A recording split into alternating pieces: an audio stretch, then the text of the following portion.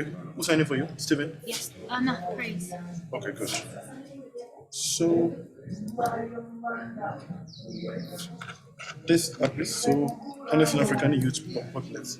Yeah, Henderson African Youth Populace. Great. Okay, so But the speakers and the modulators haven't found us yet. you have So it? I don't know. No, the moderator, she's here. She had room one. Okay, so Oh, let me send you this. Do you have my number? No, I don't have your number. So that at least the names are here. So if you are doing remotely, you go to them. Give it to you. Sorry.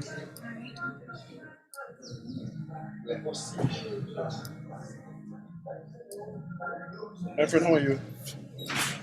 oh, I'm good. How are you? I'm fine. I think you're listening connection. Yeah, what internet are you using? Or more internet? Hey, Magui. Francis, we have the internet is tripping. The internet. It's not stable. Yeah, it's not stable.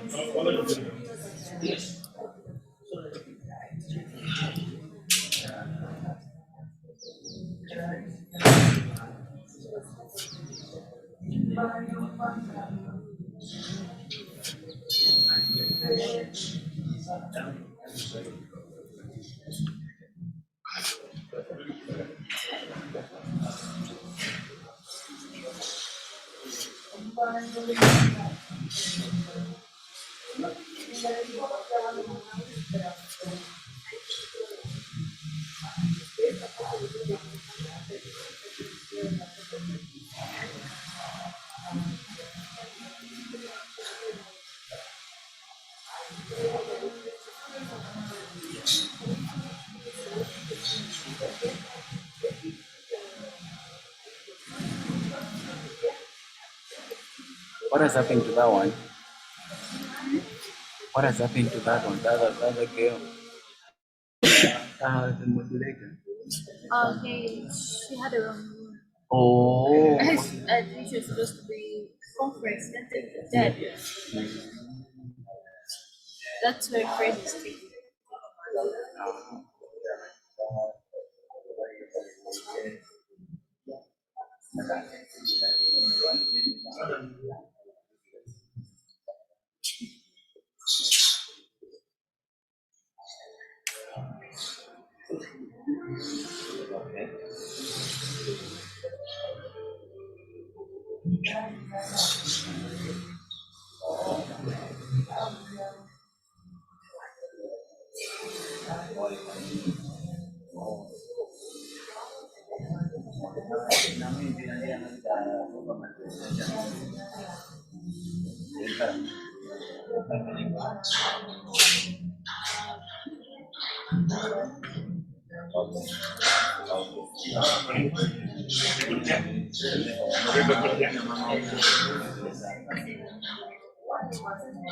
Morning. You're good? Yeah. Like good in terms of. Like, you know what's gonna happen, right? Okay. Like we don't know if you have presentations We and don't stuff. know. But you have on Zoom you can see the session, right? Yeah, on Zoom we've actually Okay, opened the cool. Zoom right now. Alright. Because when you have my texts, but I think I don't have your number. but I think the other gentleman is gonna be this room or this room. It's gonna be someone. You're going to be. I want to main fire room. You want it? 777.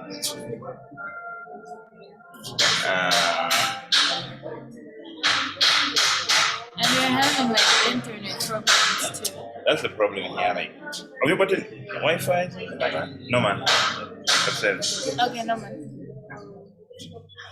Mona baba, nisabwera kugamba presentation sabweretsa, and then now you got one azidi. Hey, we have this presentation. Really? Really? Yeah, that's good. I'm kuhangisa amadanda wala unapetu pa skills yake usana skills yake ndabwisa cyose abana yose na cyose yose abwira bwisa hapo magazi okwenshona alenda aziko magazi ngiye sidapo sima urusanga mtu muna you are professional like don't know what you're doing because akamari pesa amali zimoje apa kandi kubayizo azapa ngayizi ayika sima speaker sima kuma zifu kusesa kuzemera bujira but people they know what they're doing. I'm like, you say no, okay, this abanga is more. Agmados are like pompo. You want to, they should understand. This abanga is internet. They should know okay. Internet abanga is so we need to give people things in advance, and like just that's my guy. Sure. How are you today? Good, thanks, and you? I'm good. But today you're here. Okay. Alright, welcome to a small space. Is it? It's small space. I think we are still the guys. Yeah, still the same. Doing the cyber security part. Today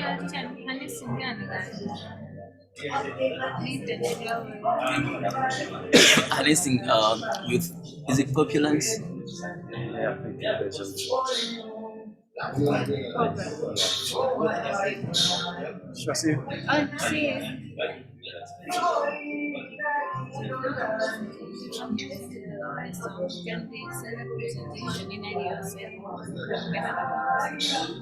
Oh, okay. I wanted to see them. Waste the screen sharing the thing about them up. Okay.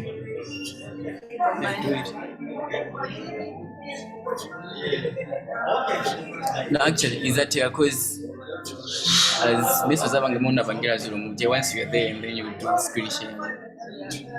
My windows are there, so friend, I'm a saying James. These are Apple things that are very strict candy, like securities reasons. So okay, wanna just copy. What's this?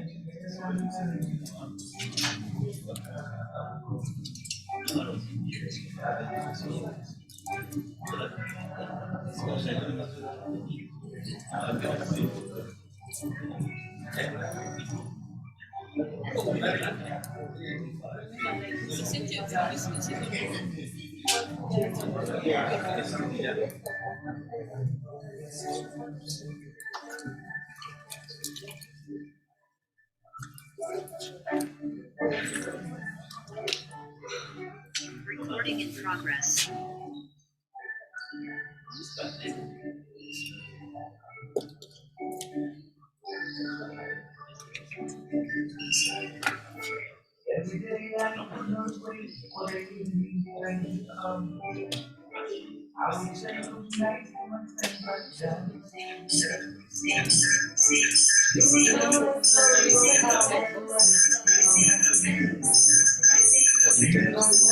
Okay, you need to mute it.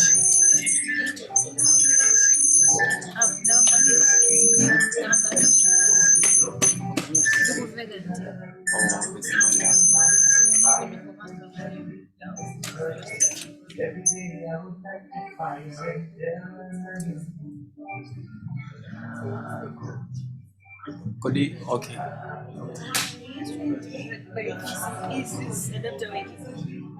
don't know that's on. Which one? It's connected to something here. But is it charging? Oh, that's what. You may not. Sorry. Might be not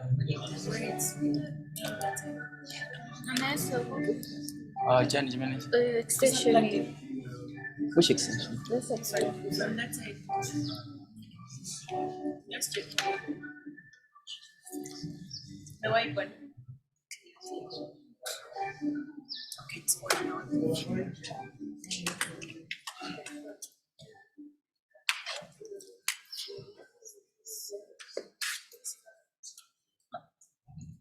Wait, you guys are mistaken. No, it's not mine.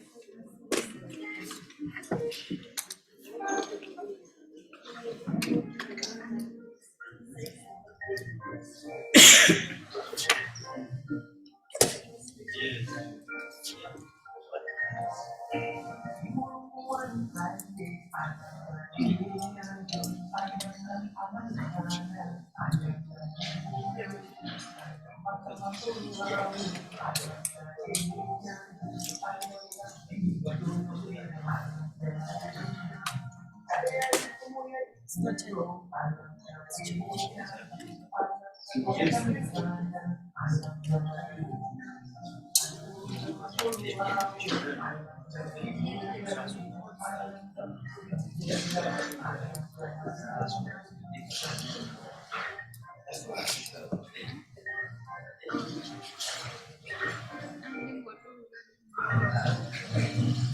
What? Wait. It's not a waste.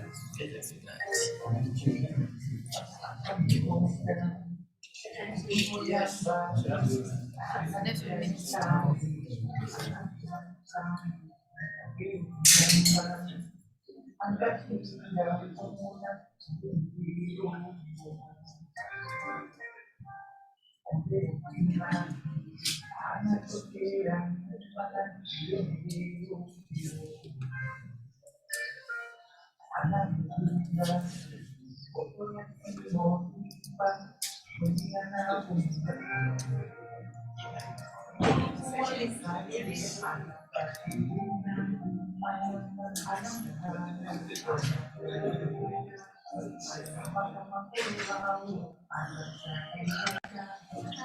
It's mine. No, it's mine. Mine too. Wait. Alanga ejaji, alanga alangana, alanga ejaji, alukuluza makolo wao, alanga ejaji, alanga zimuvera, alanga ejaji, alanga. Iye ndi wachikondi ndi chikondi chomwe choamaweruza, kolingana ndi ntchito zathu.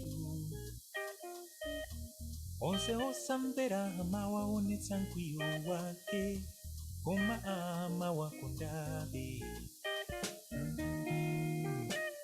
Alanga ejaji, alanga, alanga ejaji, alanga, alanga ejaji, alanga, alanga ejaji, alanga.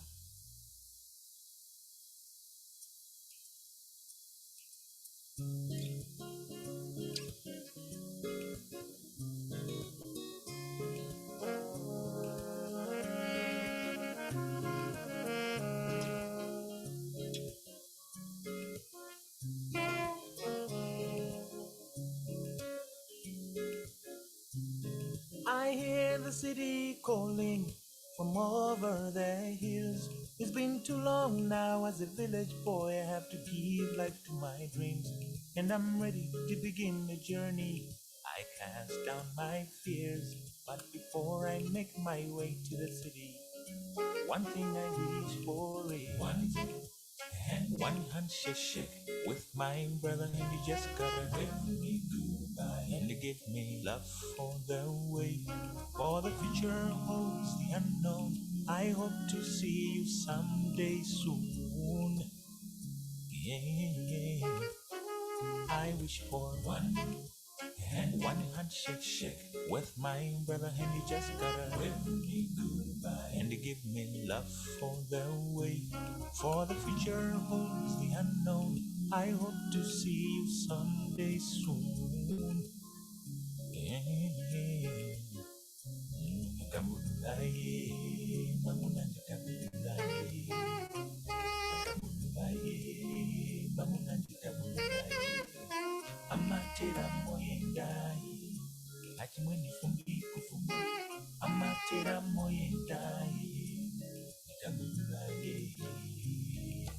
So many roads we walked together, many mountains we climbed, the little paths in the village know the sound of our feet. We have fought battles together, some we won, some lost.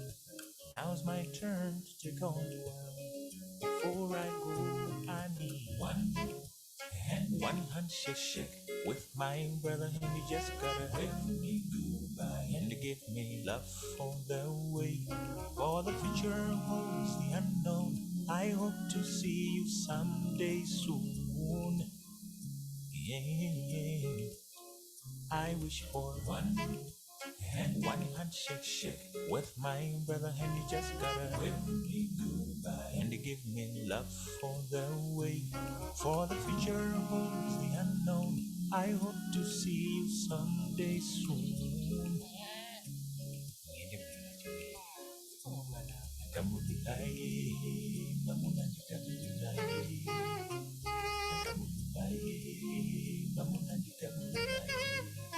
Amatera moyendai, achimwene fumbi, amatera moyendai, itamulai.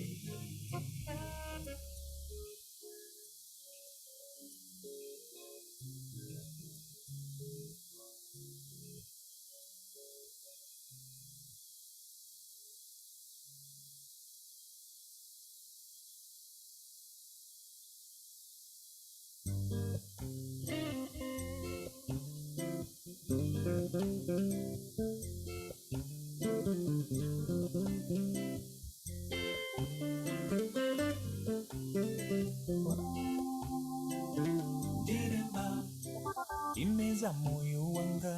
Diremba, zuwa lisanalowe. Diremba, nkaniza moyo bakomana mtima wanga. Diremba, pindi Diremba, maganizo ndikalilole. Diremba, nkaniza moyo bakomana mtima wanga.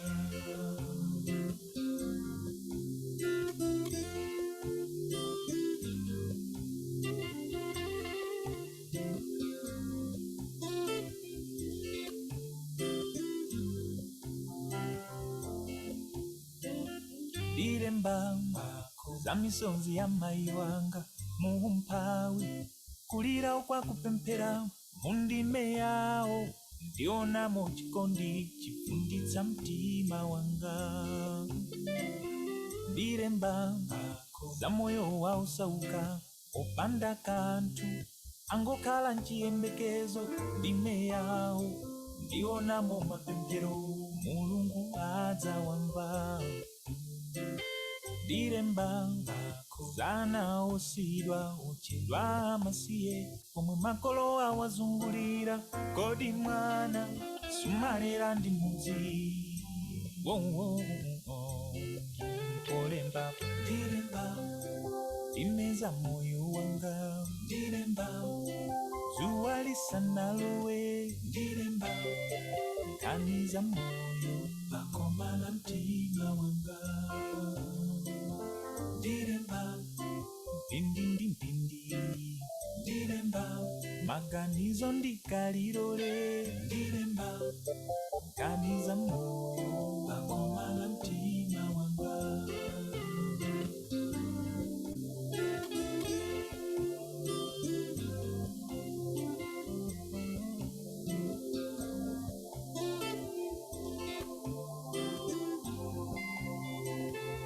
Motintima uli ndi masamba, mungawerenge nkani mukasakatula.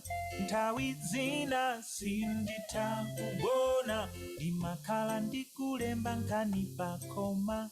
Motintima wanga uli ndi masamba, mungawerenge nkani mukasakatula. Nthawi zina sinditha kugona, ndimakhala ndikulemba nkani pakoma. Ndipo polemba diremba, imeza moyo wanga. Diremba, zuwa lisanalowe. Diremba, nkaniza moyo bakomana mtima wanga. Diremba,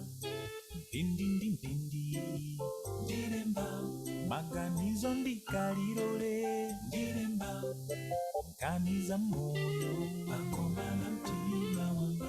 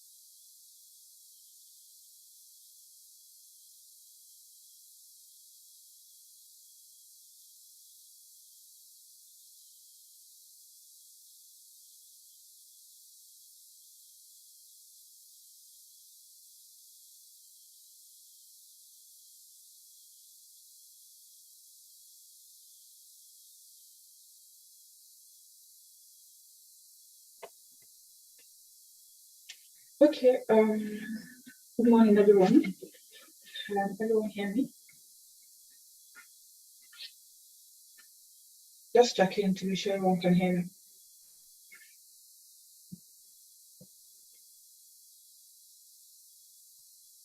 me. Samara, can you hear me? Yes, I can hear you. I don't know if someone yes, exactly. So we can see exactly. Thank you. Okay, cool. Everyone, you're welcome to our session today for the Africa Internet Governance Forum. My name is Sadiq Simbiat, and I will be your moderator for today's session. We have amazing speakers, and we have a very fantastic and interesting conversation.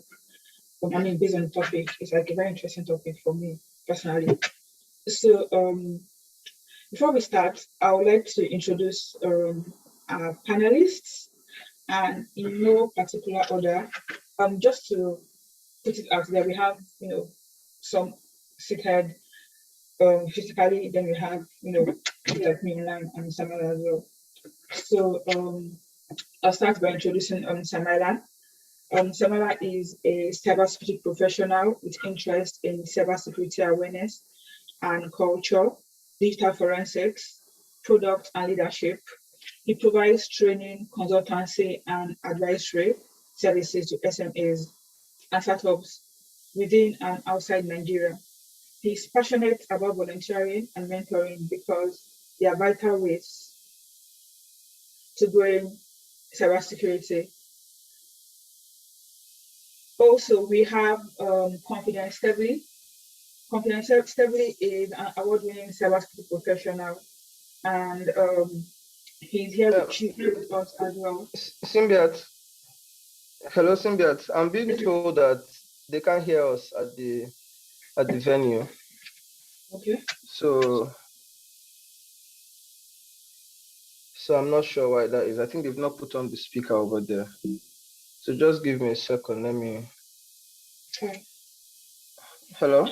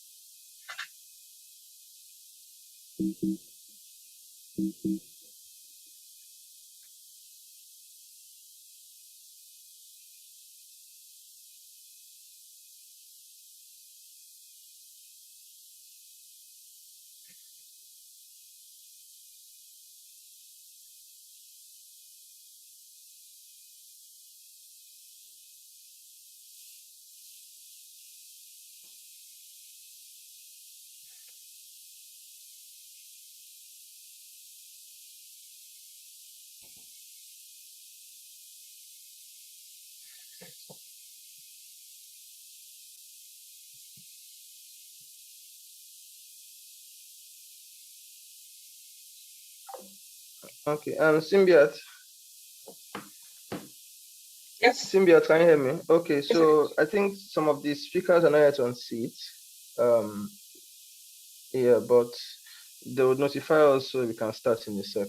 But they're almost there anyways. But I think we can start in a bit with those who are available so that we do not waste too much time and keep people waiting as well.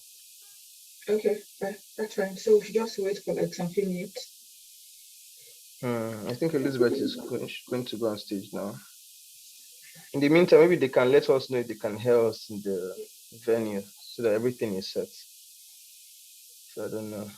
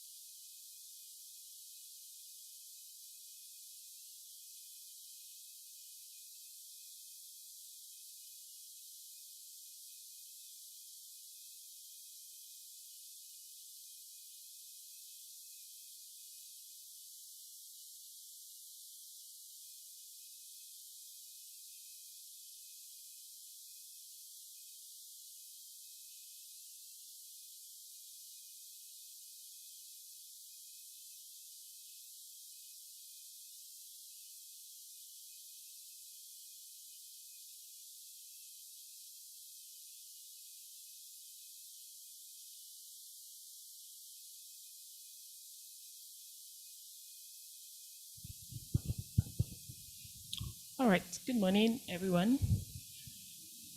My name is Elizabeth Kolade. Great to see every one of us on the second day of the IGF. We're here for the Harnessing Africa's Youth Populace for the Global Cyber Workforce session, put together by the Cybersecurity Experts Association of Nigeria. I don't know if resource persons online can hear us. Please let me know if they can hear us. And I'll just hand over to the moderator of this session to take over from here. We can hear you, but I don't know if you can hear us. Are we good Maybe to go? you also answer. Yeah, so I'll just hand over to the moderator who is online to moderate this session. We'll have a number of people also join us in person. All right, thank you, Elizabeth. Can you hear me?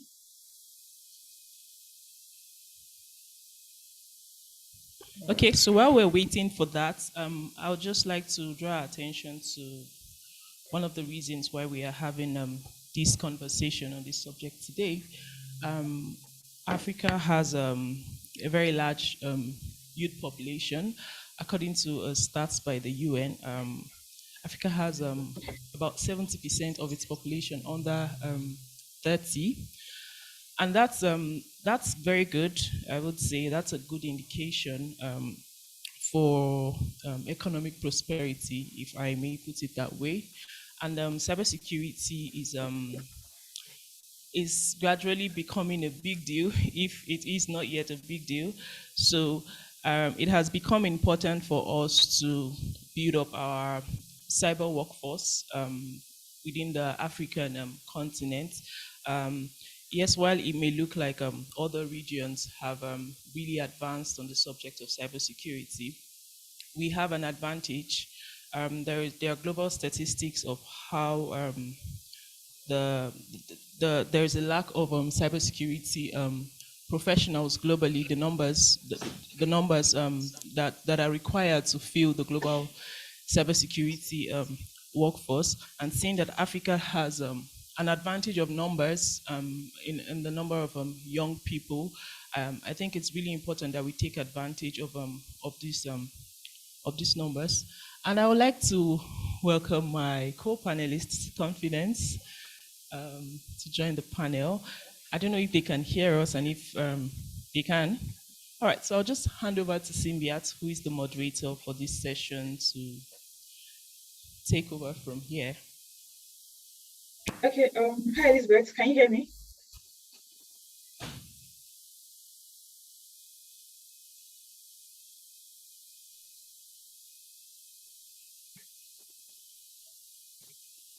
And Gabriel is here.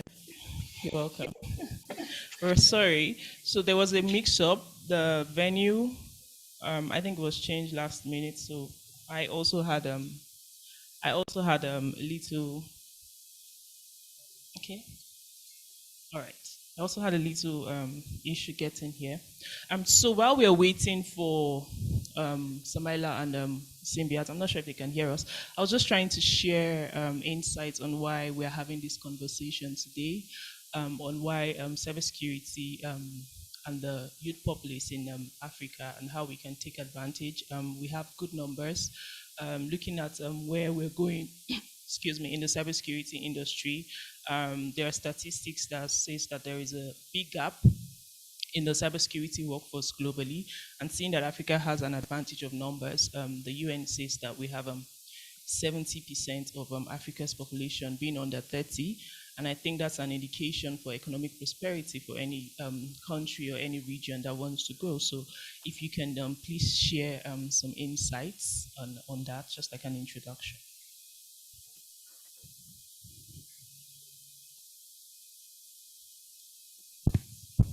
Okay, thank you so much. And I'm so excited to see so many young people in the room today having this conversation.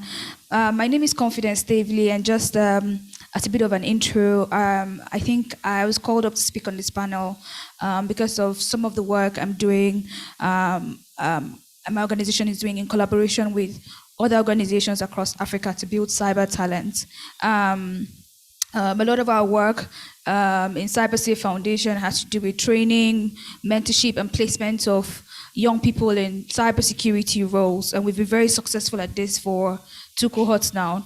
A majority of our work targets women, but we also have a cohort now that is gender neutral. And this kind of work was also necessitated by the kind of statistics that she's speaking about here, which is that we have 3.5 million on-field cybersecurity roles globally, and from what the World Economic Forum is saying, those numbers will continuously increase because we have a situation where we don't have enough skilled people to take up these roles for many reasons. So we have the numbers on one end. We have unemployment numbers also on one end, which means that we don't just have young people, but we have a huge population of young, unemployed or underemployed people. And I think that this presents both an opportunity and an opportunity for good and an opportunity for disaster as well. Because what happens when you have so many unemployed people? Crime rate surges. So, but what if we could channel that youth energy, channel the youth zest, channel the youth openness of mind, channel the time that young people have, and interest that is generally rising in technology and adoption of technology to build the talents and skills that not only feed the African continent, but we can also export to the rest of the world.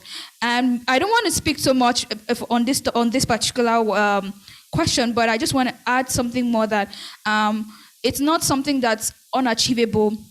Currently, on our first cohort of cyber girls, we're able to train girls that were living in Nigeria but taking up jobs in Asia that were cybersecurity roles, our cybersecurity consultants, which means that not all our population would need to leave the African continent to be able to take up these opportunities. They can live within the African continent, make money to be comfortable enough, contributing to their families and their communities, while also filling that job shortage. And I think that those will not be exceptions if we are able to put together the resources, the collaboration required for this, and at scale be able to train young people to take up global opportunities in cyber.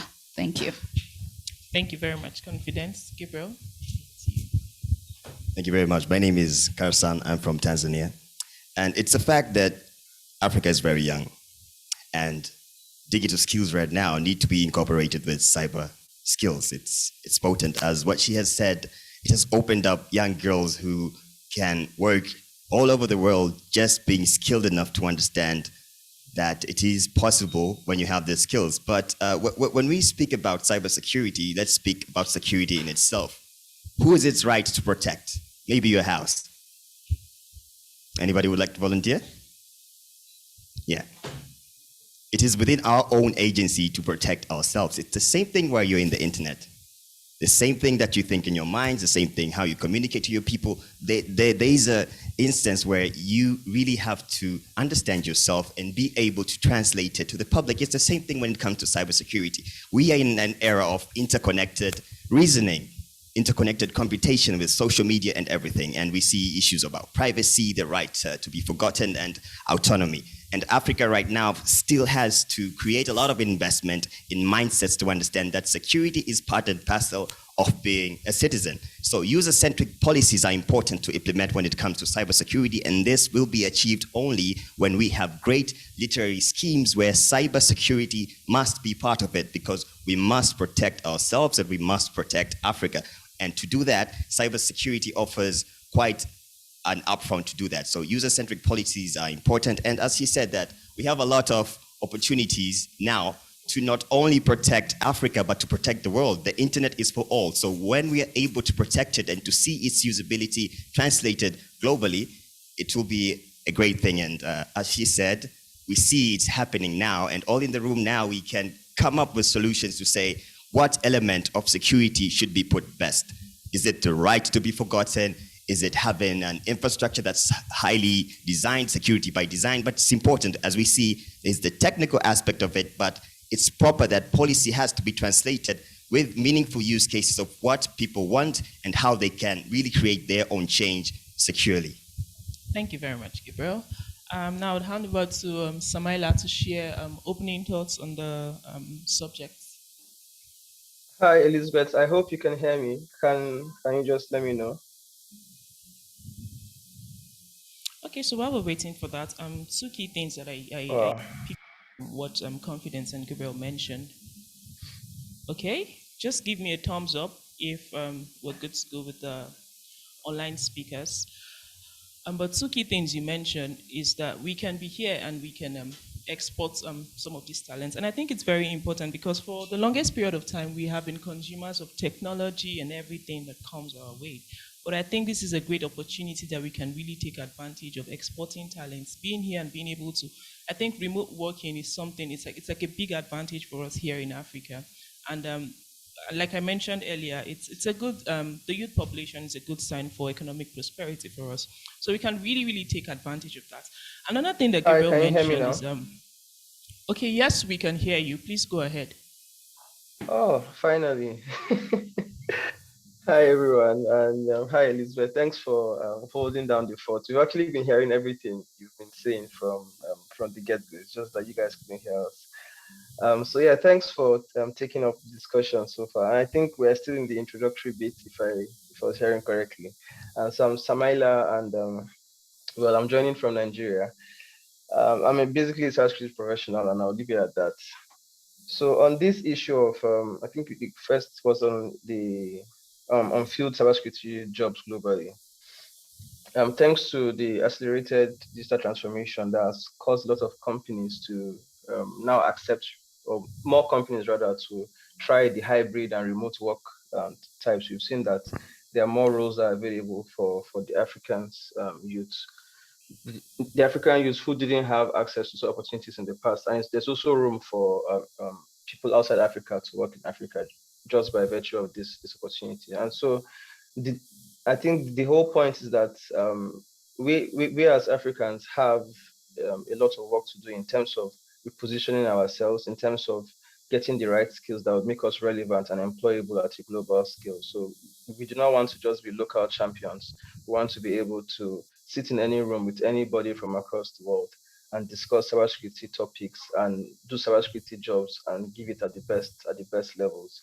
So I think since we have a large population of youth in Africa, what are the things we can do? I think this session is for us to come up with things that practical initiatives we can do to build those skills. We'll be looking at it from the academia perspective, looking at it from what the government has to do as well, and things like that. So I think I'll just stop here so we can take discussion forward. Thank you. Thank you very much, Sumaila. Over to you, Symbiat. Okay, thank you so much, Elizabeth. Thanks for holding forth while you were trying to, settle all of the communication issues. My name is Sadiq Simbiat, and I'm your moderator for today, even though Elizabeth has been doing the fantastic work. And I was just going to say, are you sure not just take over? But yeah, because she's going to share like some thoughts as well on today's conversation.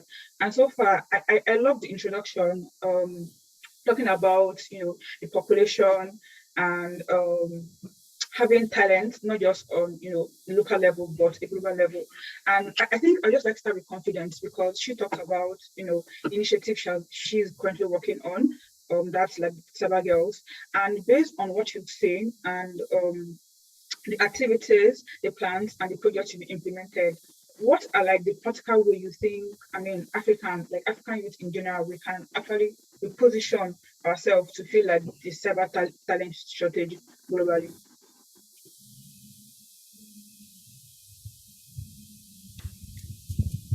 Thank you so much, Symbiat. And it's so good to see you. So I'm just going to answer that question about positioning Africa from multiple perspectives. First and foremost, we like to think about things and first of all, think about solutions external from ourselves. But I want to challenge us that positioning Africa as a talent hub for the rest of the world in cybersecurity starts with you and me. Before now, we used to have a lot of gatekeepers, around showcasing things to the world. Now we are blessed with something called the internet. That's the reason we are here in this room and also have people speaking from 2 other continents and we're hearing them in this room as well. I think that presents also a very interesting opportunity for us to be able to present our skills and ourselves to the world as examples of what's possible from within Africa. How are you currently using LinkedIn, for example? It's a professional network where you set your foot forward and showcase your skills. So while we look to position Africa at scale as a talent hub for the rest of the world, I think that we can begin by doing that in our individual spaces. And when I mean our individual spaces, if we all do that and begin to position ourselves, it is going to work. And what I believe makes that possible is because of what's currently happening now. A lot of companies outside of Africa are hiring cyber talent within Africa. How are they finding them? It's because we are also using this platform. So if it can be picked up on in that way, where we have headhunters, coming for talent within Africa, then it's possible that at scale as well, we can get opportunities by ourselves without waiting for governments, for example. The next key thing I want to say around positioning Africa is also changing the rhetoric. A lot of times, we think about Africa and think about cybercrime. And I'll be very blunt here. I'm Nigerian, right? And I've gotten to also get that bad effect of, you say, people just think, cyber fraudsters are in Nigeria, from Nigeria. But they forget that also some of the best of cyber talents originate from that same place, right? So it will come with us also putting our feet forward and changing that rhetoric. And I like to think about a campaign. When I was thinking about this panel, I was thinking about a campaign, I was like, there's more where that came from. So if you put out yourself and say there's more where that came from, it means that you are not just the light. And a lot of the world has heard so much about the darkness. But I'm sure that if we put out ourselves as the light and say there's a lot more where that came from, we can definitely change the rhetoric. Another key thing is our institutions need to also help. We need to have more institutions that offer cybersecurity, diploma, cybersecurity degrees, cybersecurity master's degrees as well, that are also very hands-on and practical in the way they pass on this knowledge. And if we have more of this as well, we'll have more talents produced here. And of course, on that scale, these different institutions will also be putting our word. And I also believe that continentally, the bodies that we have continentally, for example, the AU, those continental or regional bodies can also play a very major role in positioning Africa. Because if we're successful as young people, the whole of the continent is successful as well. So there can be campaigns around that position us to be able to take up these opportunities and train at scale. Because one of the reasons why those jobs are unfilled is because the skills aren't there, at the level that at the numbers that are required to fill those roles. So we need to skill at scale to be able to fill those, and we have the numbers again, right? So if you have the institutions, and not just the institutions that are traditional institutions, but non-traditional institutions are very much welcome. The work I was speaking about that I'm working on with my team in Nigeria, doing that work across 7 countries in Africa, is also a non-traditional way of getting people into the industry. And so far, we've been able to get people, talents to work from their countries to serve other African countries. For example, we have girls in Nigeria that are pen testing in Botswana, for example. We have, like I mentioned earlier, we have girls in Nigeria serving in Asia. So we can have those talents that are cross-pollinating across the continent that don't necessarily have to only come from traditional means of education, but non-traditional means as well. I think I'm going to see the stage now, having said that, and also add that government has a very key role to play as well in driving this. Thank you. All right, thanks so much, Confidence, for that. Okay, thank you. I think I should just speak on this before we get over to Symbiat. On talking about what we can do to reposition the Africa youth. Thank you very much, Confidence, for mentioning that, because one of the points that I actually had here is we hear a lot of conversations on how Africans, Nigerians are associated with cybercrime and all of that. But I would like us to also, we have a lot of young people who are doing very well in the IT and cybersecurity industry globally. And I would like us to do more in promoting some of these exemplary stories that we see. Now, the reason why I would say this, there's a power of influence. The power of influence, if we promote some of these success and amazing stories, power to be able to influence other people. You don't know who is hearing some of these stories. Now, in talking about the number of people who go into, let's say, cybercrime now, probably because they don't have access to the right information, they don't have access to the right network and all of that. But like Confidence mentioned, we have the internet, the power of the internet. I have met people here who say, "Oh, you're Elizabeth. I have seen your profile and this, but we've never met before." You don't know how much that storytelling. So let's harness the power of storytelling to tell the stories of young Africans who are actually doing very well in the cybersecurity industry. I think it's very important because we have a responsibility to tell our story as individuals, as countries represented here, as Africans seated here. I believe we have a responsibility to tell our story, and I think we should take advantage of that because I have seen stories of countries actually, like Confidence mentioned, looking inward into Africa to get more talent, probably from one good experience or one good engagement that they have had. And you hear people saying, "Oh, you're really good. Where did you study?" And you haven't exactly had any traditional form of training in the university and all of that. So I'd like us to actually engage the act of storytelling to tell some of the good stories that come from within Africa. That is great. I think we should clap for them for wonderful points, please. It's important to know that we should break the abstraction of what cybersecurity means, because in the end, we are so intertwined in a new culture.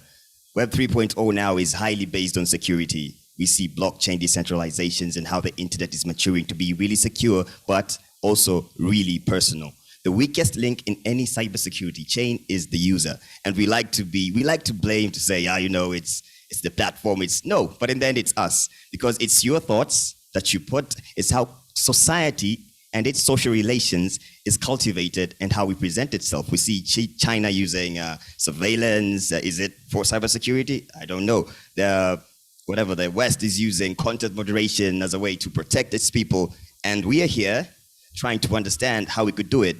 We have to understand that it's very personal in terms of how society is.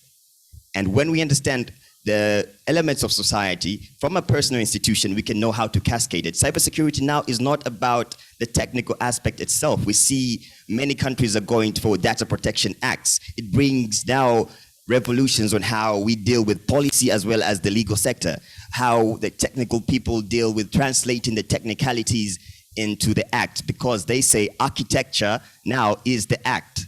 So we have to be forced to really understand in the era of the fourth industrial revolution, we need to be highly skilled in these matters, because in the end, it's just revolution of how society is intertwined. But if you can control your thoughts and who you are, how you speak and how you tell your story, we are able to protect that story first in terms of ownership, protecting our identity, but in the end, trying to create intergenerational alliances that will foster on really core elements of ownership and identity. So the right to protect begins with you. So we need to protect one another. Like in Tanzania, we have a say, this is in Swahili, mtoto wa jirani yako ni wa kwako. Like a neighbor's child is yours. We are each other's protectors. We are responsible for one another. So the key element we should know, we should encourage cooperation to protect one another, because in the end, it is within our own allegiances to protect Africa and to protect the next revolutions.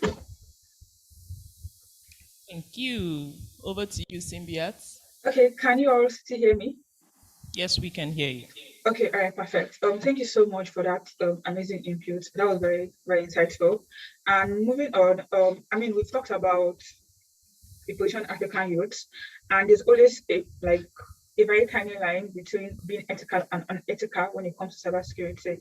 Now, my question now is, I think I'd like Samara to go first, is how do we ensure that while we are trying to reposition, the youth, African youth, by providing various cybersecurity skills to them, that they do not use these skills unethically, because we need to be able to find a balance and to ensure that, what they are being trained or the skills they are getting will actually be used ethically. Samara, please go first. Thank you for the question, Symbiote. I think the thing to consider here is that whether we take it head on and decide to train people or not, people are still getting those skills on the internet. People will go to YouTube, they'll play with TryHackMe, and TryHackMe doesn't ask you, are you ethical or not? Even if everybody tries to give you a disclaimer that this is for educative purposes, you can use education wrongly. So I don't think there's a particular way, right, to ensure everybody does the right thing. Obviously, there are typical deterrents, like having laws that say you will be imprisoned or you will be jailed if you do this, if you do that. Those are the typical deterrents. However, in a bid to upskill people, right, the one way or the one sure way to ensure that they're using those skills for good things is by them getting jobs that pay well. It's not that they're just getting jobs and then they're underemployed, which makes them dissatisfied or makes them to look elsewhere for jobs. So if we're able to create an environment where companies are springing up, where even the existing companies realize that they need to have cybersecurity talent within their workforce, then that creates more job opportunities. We're in a situation where there are lots of people at entry level and there are very few entry level jobs.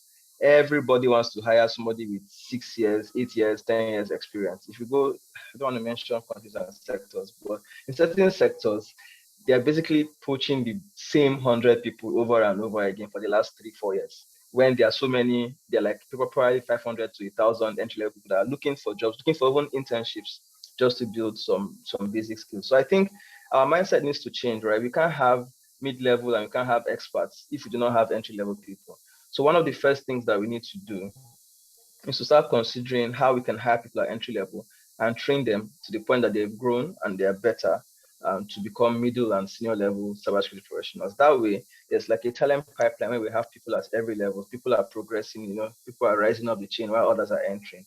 If you do not do that, then if you train, imagine a country trains 1,000 youth and they all have cyber skills, but only maybe only 50 can get a job out of the 1,000. That means you've created 950 people that are going to be tempted by juicy offers from black hats and for people that want to do malicious things. So I think a sure way is to create jobs, and especially entry-level jobs that allows people to come into the industry and start from somewhere. Thank you. All right, Elizabeth, you want to add to that? Yes, thank you very much. I think that's very correct. There's a need for us to create more rules because I think anyone who has been in the cybersecurity industry in the past 5 to 10 years will testify that the hardest part is no longer actually learning the skills. It's actually getting your foot in the door. That's the hardest part. So many people have gone through building their skills online, but they haven't exactly been able to get placements. So I think, yes, it's very important for us to create more roles within the African ecosystem, even as we look to export some of these resources and skill sets that we have.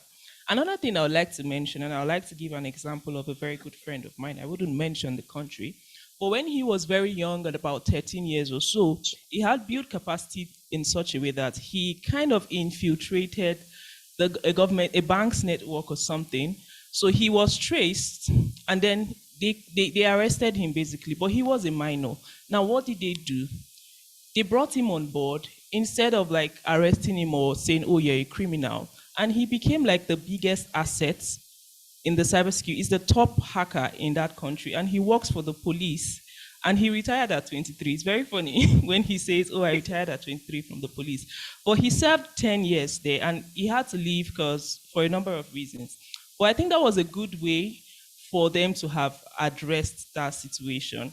So I would say we need to also look in the area of rehabilitation, because some of the reasons why young people are very curious, sometimes they dabble into this and that and that. Sometimes they're not even aware that what they are doing, they are encroaching into spaces that they shouldn't. So we need to look in that direction to see how we can rehabilitate, because sometimes somebody is so good, maybe you see that they have done something, and you're probably trying to build your own workforce, and it might take them years to actually get to the level of this person who may have been caught or something. So we need to take advantage of rehabilitation. Another thing is mentorship. I know we hear mentorship, but I think it's very important. Mentorship within, we need to mentor ourselves. Like Confidence mentioned, the Cyber Girls Initiative, I really, really love it. Mentoring people within the African ecosystem. I know we have other mentors from outside, but I think it's really, really amazing. We need to look into the power of mentorship and being able to hold people's hands, basically. I think that's another way that we can actually help to harness some of these skill sets, and also try to ensure that these skill sets are not used in an unethical way. Over to you. Thank you. All All right, thank Okay, you. thank you so much, Elizabeth and Samalia, for all you said. But I mean, when Gabriel said something about the African proverb in Tanzania, it looked like he had read my notes. And I'm going to say this using an adage, or rather, narrating how maybe I grew up. So I used to live in a compound where there were many children, and my family was one of many other families. And when we're getting picked up from school, we don't get picked up by, I didn't get picked up by my mother. I would get picked up by my neighbor's nanny, right? And we'll all come back as a group of children. We'll be fed, we'll have our bath, and we'll have a nap before my mom comes back. So you see, that community feel is what is very typical. I mean, it's changing now. I don't know that that happens for my son, but I'm just saying that to say that that community feel where we look out for each other is usually a deterrent. Like, I remember that I would be cautioned many times, and a lot of my raising too came from those times I picked up and I do something wrong and that person tells me, oh, don't do it. And someone else's mother can come and tell me, oh, you need to stop doing that. I don't need to wait for my mother to tell me that. So I think that whole community sense that is very African, that Ubuntu, that is very us, is also a key thing that we can also channel into ensuring that the skills that are built once these people are immersed in communities are kept ethical, because those communities immerse you in opportunities to use your skill sets for good. Those communities can also provide unpaid virtual internship, for example. Those communities can begin to give you the hands-on skills that makes you more hireable. We've been speaking about how difficult it is to get entry-level roles, but you see, those communities can also break that ice, allow you to be able to begin to record that experience that hasn't come from maybe sitting in a corporate job, but allows you to have that work experience that can make you more valuable. So I believe that one of the key ways that we can ensure that the people we are rehabilitating, or the people that are starting off afresh to gain these skills by themselves, because or by self-tutoring, for example, going on YouTube, going on Cybery, going on TryAcme, going on plural site to learn, is to ensure that we are creating opportunities for community gathering and building, not just in our countries, but maybe continentally, intercontinentally, continentally as well, coming together to learn from each other and to keep each of us in check. Thank you. All right. Thank you so much, Confidence, for that. Thank you, Elizabeth. Because we're short of time, I mean, we can have this conversation for the next 3 hours, because it's a very, very interesting conversation. There's just so much to talk about. But we'll have to move to the next question. And let's start with you, Gabriel. So, I mean, we talked about what the problems are and how we can reposition African youths, and also ensure that the skills they're actually learning are being used ethically. So now, Confidence spoke about some initiative which she and her team actually have put in place. What are those initiatives you think African leaders, businesses, individuals, right, can actually implement to support and improve the speed in provide upskilling cyber talent in Africa for the global market, very specific? Thank you. The first one is right here at the IGF, because me too, I came to learn a lot and find myself here and understanding the technical aspect of it. And as much as data might be borderless and universal, its consequences are rather quite personal. So taking initiative begins at a very personal level. And it's important. Here, we are able to be present at an ecosystem with high influence. I'm sorry, I was late because I was at a parliamentary session, but you see, we are in the same room with policymakers, but we really need to be authentic in our voices, in articulating what we really want. As you said, the 13-year-old boy who actually hacked the system, we need to hack the system in meaningful ways like that. Because when quantum computing breaks encryption, we want the kids to come and help us find solutions. You see how when it's available, when we are at a place of influence and inspiration, it's important, because as much as we take cybersecurity for what it is and it looks, it needs to be quite open to interpretation at a very local sense. Let's build the ethical guidelines, let's build the authenticity, and let it be quite community-driven. For some of the activities, the AU has a special committee on cybersecurity that can aid, and they are here. You could find and speak to them. There is an open parliamentary session, which we could see how we could get more young people and how we could implement cybersecurity as part and parcel of the education system, not just digital literacy, but the education system. We are taught to protect ourselves. Then let's see how we protect ourselves with the internet. Because in the end, the internet is just a small element of fabrication of how we make our lives rather meaningful. So to such that meaning, take initiative in your own space and let it be community driven. In the end, it's Ubuntu driven, and we can really find a way to build and consolidate Africa's digital institutions. All right, thank you. Elizabeth, just 1 minute thoughts on it so we can have people ask their questions. All right, thank you very much. I really like this part because, like Gabriel mentioned, there's so many people here. There's so many big guys here. There's so many communities here, and I think we need to take advantage of that. I'd just like to highlight a few days. So I was part of the Africa IGF School of Internet Governance a few days back, and this year we were focusing on the UN Open-Ended Working Group on ICT, and we actually came out with an output document that we're going to take to the UN next week. And I looked through that document to get some points for this session, and I realized some key things that I think are very relevant. And one of the things is the need for us to have partnership and collaboration. We have spoken to different sectors, different groups, us as individuals, what governments can do at the state level and at the regional level. And I think it's very important because we need to have more partnerships and collaborations at different levels between government and the private sector, between civil society and the government, to be able to drive a number of initiatives, because it's not enough to actually talk and have some of this conversation. We actually need to be able to drive a number of initiatives. I remember somebody from Botswana from Zimbabwe yesterday was saying, oh, I have this idea. And I'm like, talk to that guy. Whatever, if he cannot solve the problem, he would refer you to somebody that can actually help you. She was talking about how they needed to implement something for cybersecurity, for young girls in cybersecurity in Zimbabwe.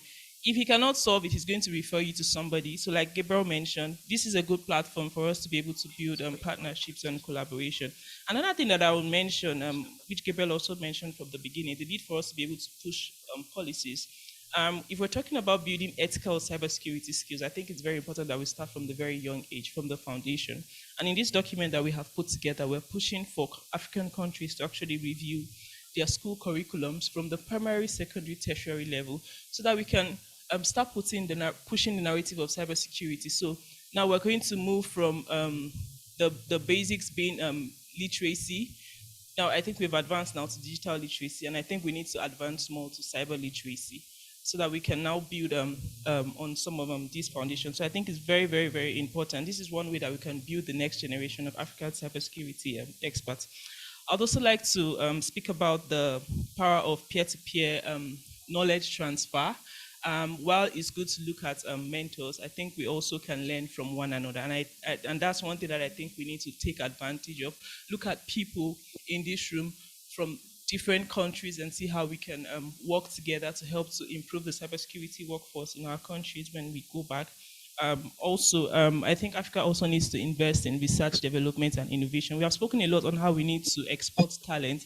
I also think we need to move from being consumers of IT solutions and cybersecurity solutions to becoming exporters of cybersecurity solutions. There's a big market there, and I think we need to actually take advantage of that. And I think this is the time for us to start having some of these conversations. Let's start building some of these solutions that we can export to other countries. And also, finally, the power of community. I think it's very important. We have so many communities, and I think those are ways that we can actually plug in and see how we can help ourselves and as individuals, and also bring some more people on board to see how we can build the cybersecurity workforce. And I will just stop at this because I have a whole lot to say on this subject. Thank you. Okay, thank you so much, Elizabeth. As much as I would like to get like everyone on this panel's thoughts, I think we're running short of time and we'd like to like take questions. So if you have like questions, All right, the floor is open. Okay.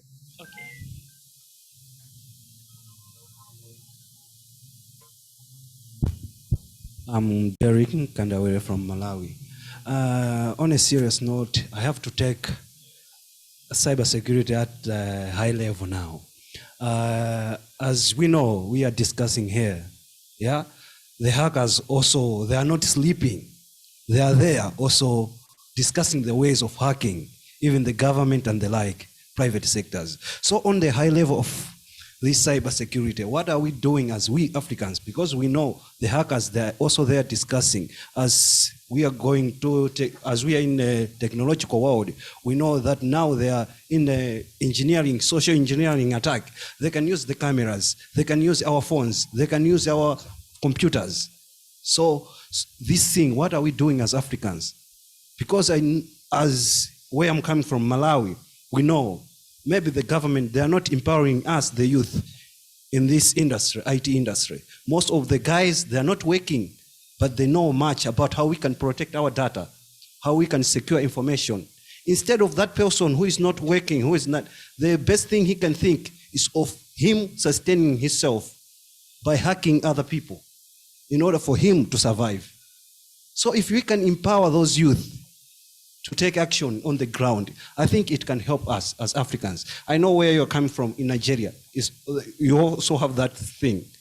See? So if the government can empower the youth to go out there and educate other people how we can secure the data, because we see here in Africa or here in Malawi, we have the problem that maybe other people in agriculture sector, they don't know that they can involve the people of the IT guys there.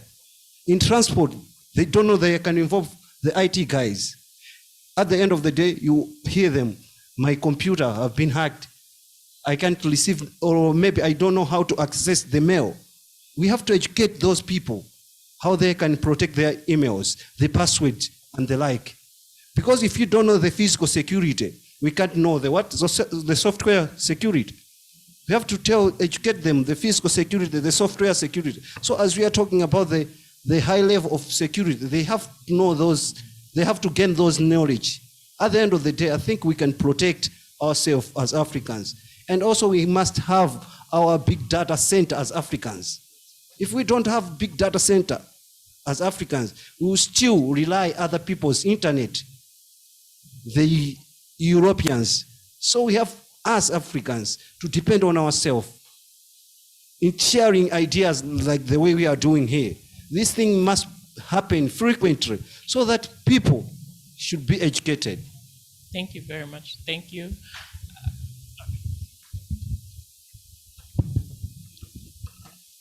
Good morning. I'm Comfort from the Ministry of Information. I'm an economist. I'm much interested with the discussions here. Actually, I was looking at two aspects. We've talked of skills that young Africans have that we can export. But the question should be, where are we exporting? What are we exporting? Most often, I have a friend, for example, is in Korea. He's a very good ICT personnel, but Malawi, we never recognized him. He went to do a course in Korea. They recognized the skill. They offered him a master's and PhD. They employed him. They saw him as an asset. In Africa, we are good at organizing meetings like this, talking about everything. Let's do this, let's do this. At the end, what should happen when we have recognized the skills and the capacity that we have? By the end of the day, we recognize this guy has skills, and then he goes, as a powerful empowering him, we sent him to the UK to do further studies. At the end of the day, he stays there. They employ him. And we are clapping hands.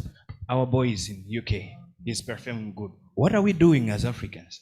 So we are talking of incentives. When we have recognized skills in somebody, what is it that we can do for him to keep him within in Africa and being an asset here? So that whatever he's doing here, we can export the skill to other sides, to the other countries, the Europe and the UK, not exporting the person. That's the problem with us Africans. So we could be here, of course, talking about, let's do this, let's do this. But at the end of the day, we need another session to do this, then we need another, then we need another. Then what are we doing? We are tired of talking. Let's make sure that whatever we are talking, we materialize that thing. And then we can put Africa at a map where Europeans would say, there is Africa. We can go there and request this skill. Not calling somebody from Africa to do something in the UK, and then they take that thing, share it to the world, and we buy the solution from them. That's not the way to go. Africans, please, let's look at this inward. Let's have the inward approach type of looking, basically on the ICT and the economy, so that those people can tap skills from here. Thank you. Thank you. I think we'll just take more questions. Okay. And then we'll respond at once because we're out of time. All right. Thanks so much. I am Bennett Kankuzi from Malawi University of Science and Technology. So I'm talking from a higher education perspective because I think higher education will play a very crucial role in skilling our youth. Okay. You mentioned a very important point that as Africans, we are mainly consumers of technology, okay? And that is also exhibiting itself even in the cybersecurity. So you see that our students, which we are producing, mainly just consuming cybersecurity solutions which have been produced elsewhere. At Malawi University of Science and Technology, we are one of the few universities in Africa which are offering a BSc in computer security. I think even one or two in Southern Africa. And one of the things which we have observed and we have tried to improve on is that the curriculum which we are using has to be production oriented. What do I mean by that? Instead of, let's say, students learning just to use pen testing tools, what about if they can develop a pen testing tool? Instead of just using Wireshark, can they develop a protocol analyzer? Okay? So you would see that at the end of the day, we are not just being consumers of technology. We want our graduates to be producers of technology. And this is a very important aspect because even if you do internship, okay, you will find that at the end of internship, the student would want to get a job elsewhere. But somebody mentioned a point there to say that they would like a person with maybe 6 years experience. That's right. Why do they want experience? You don't want to employ a person just because you want that person to be what? Employed. You want to employ a person with what? With a skill. Because employment or jobs or businesses are not for charity. So the youth need to know that they must have the right what? The right skills. So what does that mean? It means that as educators, we must empower the youth with the right skills, practical skills, so that they must compete favorably on the what? On the job market. And indeed, if you talk of cybersecurity, there is just too much shortage, you can say so, of skills. My brother here is saying that maybe we have people around who don't have jobs, yet they have got skills, okay? But honestly speaking, I would challenge him to say that what skills do they actually have? Okay? Because if you say that, no, I want to be a hacker, something like that, do you really have the hacking skills? Can you crack an operating system? Okay? It's not just about using some tool somewhere to infiltrate into another person's machine and then you call yourself a what? A hacker. No, that's just using other people's tools. So what I'm trying to emphasize is that as Africa, if you want to skill our youth, let's give them appropriate technology, let's give them appropriate skills. Thank you so much.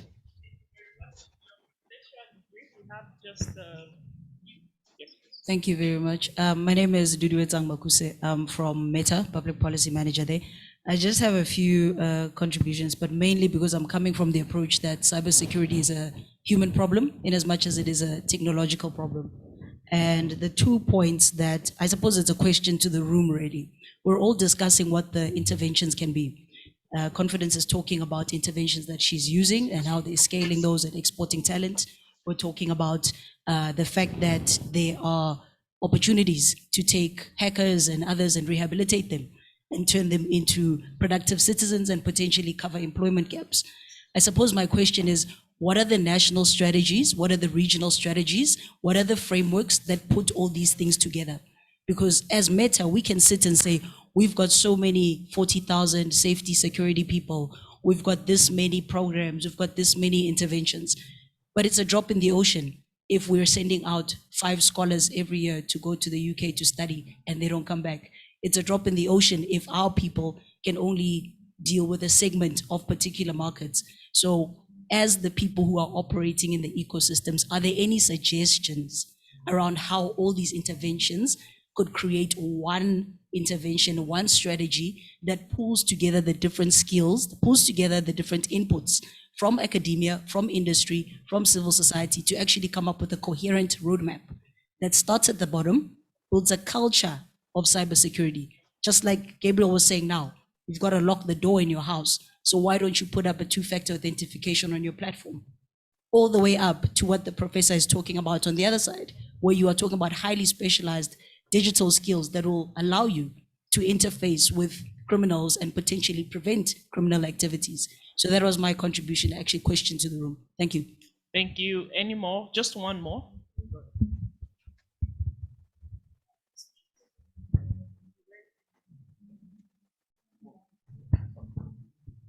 All right, thank you very much. My name is Innocent and I'm from Uganda. So I just want to talk about 2 things, mindset and then the need to localize whatever we're talking about here. About mindset, I've been somewhere working in an IT department and anything to do with IT security is taken as an IT department business. Yeah, someone calls you and they have called you just because their mouse can't, the cursor can't move. Yeah, and that's why you've boarded a car. The company was so big. That's why you've boarded a car and gone to their office. So we need to start changing this. How do we see that we build the capacity of all staff members in an organization so that they don't call you to come and reset their password? Yeah, it doesn't make sense at the end of the day. So secondly, localizing solutions. Yeah, there are so many challenges, but what are you doing on the national level? This is a continental level. We are going to discuss these issues here generally, but through your national initiatives, how do you see that you try to cover up the gap? The national IGFs, whom are you bringing on board? Which stakeholders are there? Are you having every stakeholder on board to see that the issues are addressed? That's a challenge for all of us. Thank you very much. Thank you very much. Unfortunately, we can't take any more questions, but I think at this point, with the permission of the moderator, if I can just go around and have all the panelists just give their closing statements, starting with you, Confidence. Thank you so much. So I think that I've been listening to a lot of questions, and I think I want to start with her question. I believe that unifying bodies such as the forum we're in now, or the AU, can actually map this out. It's a lot of work, actually, to map this out, but it's very necessary to be able to help us build a roadmap. Also, I think that we've done a bit around localization of solutions. I'm just speaking to him there. I mean, for example, in Nigeria, we've had cybersecurity awareness campaigns that my organization CyberSafe has carried out, that we used an Afrobeat song to teach about cybersecurity awareness. You know, a song you could be dancing to in a club is actually teaching you around how to turn on 2-factor authentication, how to ensure your emails are secure. So we need a lot of those kind of really innovative solutions that are local to where we are and applies to our culture in a way that's easy to consume. And then also speaking to skills as well. I believe that one of the key ways that we can tackle the skills flight that was described now is I don't really see it as a problem in the real sense of it, because we have a lot more talent than we need, actually. So if we are able to scale that skilling, and again, like I said, through traditional and non-traditional means, if we have 10 people leave us and they leave back 10 people here, and we keep producing at more than we need, that won't be a problem, because we would always have the right skills here while we're feeding the rest of the world, because we have way more people than the rest of the world has in terms of young population. I think I've forgotten a lot of the other questions, but I'll stop here. Thank you. Thank you. In the end, architecture is the act. We have to go beyond consumerism to being creators and makers of the cybersecurity institutes of Africa. The multi-stakeholder approach, like the IGF, is one, but we should find a way to consolidate all the resources in making more impact. But in the end, it's within our own allegiances to do this. As they said, if you're an expert in cybersecurity, you either do it for good or for bad, because if I know how to protect, I know how to hack the protection. So it's important when it begins here with our own ethical guidelines. And even when you write code or everything, it's just like speaking. Inclusive policy is one way to do it. So in the end, let's be quite personal in how we deal with this. It's within us. We should make the change. Thank you very much. I would not repeat some of the things you have said, but I think responding to his comment on people leaving and not coming back, I think we need to have like a mindset shift in Africa. And I'm saying that so that Confidence mentioned that we have more than we need. I'd also like us to appreciate what we have, because I think one of the reasons why we're having some of these issues is young people want to make money. They have responsibilities, right? So if I get an offer outside there that is going to actually help me become comfortable, it's very likely that you would have young people actually go for that. So I think we need to do more in having better remuneration for some of the skilled people that we have here within Africa. I think that's very important. That's something that we shouldn't shy away from. It's a difficult conversation to have, but I think it's very important that we look in that direction. Also, I think Gabriel had mentioned the need for us to hack the system, and this ties into the question on what we are doing at our national level in terms of strategy. I think that's very important, and this brings me to the place of inclusion, for us to have a place at the table. Now, I would say this because, and I'll use myself as an example, the review of Nigeria's national cybersecurity policy and strategy, I was privileged to be a part of that engagement. It was a difficult one, really, but I think it was an opportunity for me to be able to push certain initiatives and agendas for the youth. I remember, I don't know if you remember, when I was called, I sent messages and said, oh, I have been invited to this table. What do you think that we can push as youths and as women? I think I remember that conversation. So I think these are ways that we can actually help to be a part of some of these national initiatives and statements. Let's put in we need to show that we are interested in some of these things as youths and see how we can help promote this. And now I will hand over to Samaila and Simbiat to wrap up. Thank you, Elizabeth. I think since a lot of things I've spoken about due to you people's vast knowledge, I will just focus on the part of academia doing the right things, in the sense that we are teaching people certain skills in school, but how relevant are those skills to today's problems? So if you're teaching somebody how to do a certain thing, can they even get a job with that skill? So I think we need like an overhaul of the curriculum in our countries, especially in our public schools, whereby the academia the business world is telling the schools that these are the skills that are relevant. These are the kind of places we have gaps. We have a lot of people in this area, but we have very few people in this area. What are things we can do to make sure that this other area that is lacking people can have an increase in talent? I think that's if we have that allegiance or collaboration between the business world, the academia, and at some point you involve the government as well to create the right policies and the right environment, we now have a situation where we have people that are talented and skilled who are comfortable working at home because they are being paid well, because they have the right skills and they're not looking for jobs for years on end. I think that's all from me. Thank you very much. Fantastic. This was such an engaging and interesting conversation. I mean, it's such a very interesting topic. I feel like 3 hours won't even be enough for us to actually really dissect, this topic and answer all of the questions, take all of the contribution. That being said, thank you so much to our amazing panelists for sharing their words of experience with us. And thanks to everyone that joined the session today. Thank you for your contribution. And we are hoping that some of the inputs being made here is going to be implemented somewhere, somehow. And yeah, that's all from me. Thank you so much, everyone, and enjoy the rest of the session. Thank you very much. Thank you all for joining this session. And I think those of us here, we are available to have more of this conversation, because I think there's a whole lot more to unpack, and we can always reach out to one another online and see how we can push this conversation. Thank you very much.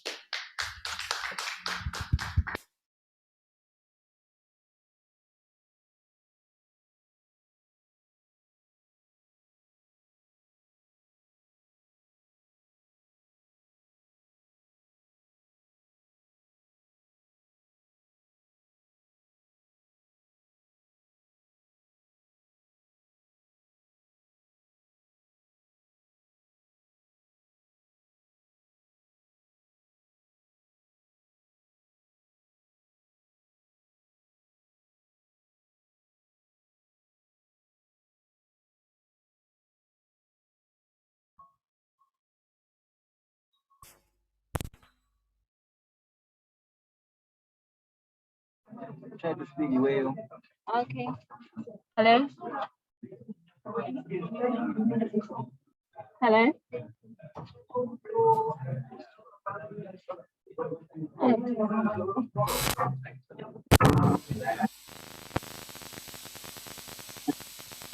Hello?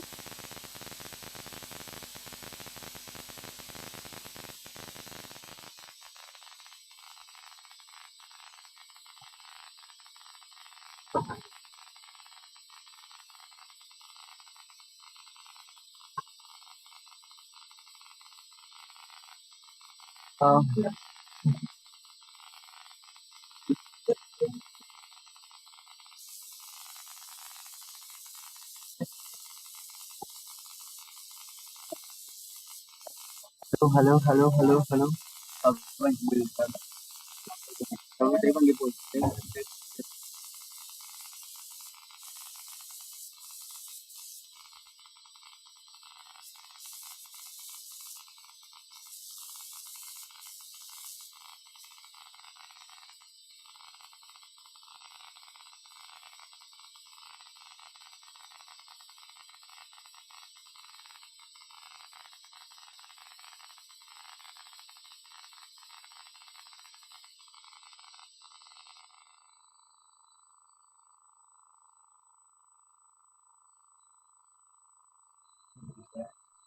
Hello? Hello? Testing.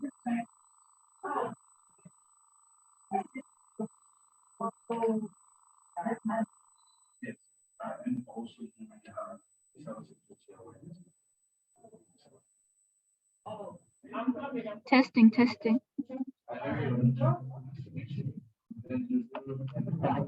We can meet again and then I will try it again. Um,